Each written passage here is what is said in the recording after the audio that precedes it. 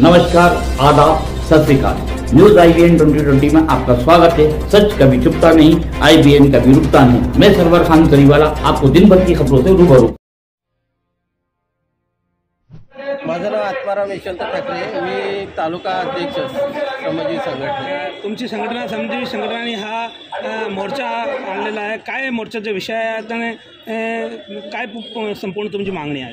आमची मागणी अशी असेल की गेले 30-35 वर्ष झाले आम्ही वन दावे हे इथे दाखल केलेले आहेत शासनाकडे, आणि कायदा होऊनसुद्धा आजपर्यंत आमचे वन दावेसुद्धा आम्हाला नावावर होऊन मिळालेले नाही।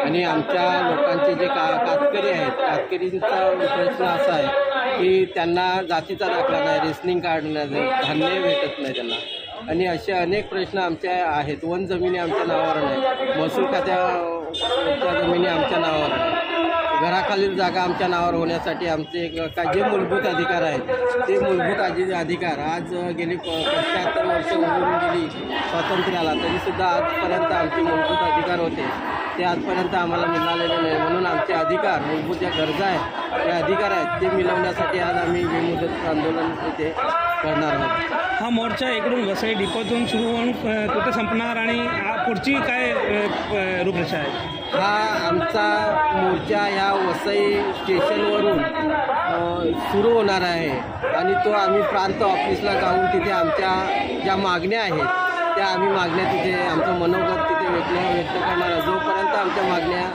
देत नाही, आमचे अधिकार देत नाही, तोपर्यंत आम्ही तिकडनं आणणार नाही, अशी हा आमच्या मोर्चाचा उद्देश आहे। इकडं आता असं बघायला मिळतं की लोक खाद्यपदार्थ पण आणले, त्या काय विषय? हां, आम्ही आमचं साहित्य घेऊन आलेलो आहोत। आम्ही तिथे जाऊन आमच्या पोटाची खळगी भरण्यासाठी आम्हाला जे लागतं धान्य ते आम्ही तिथे चुली पेटवणार, आम्ही चुली पेटवणार, आमच्या लोकांचं आम्ही जेवण करणार।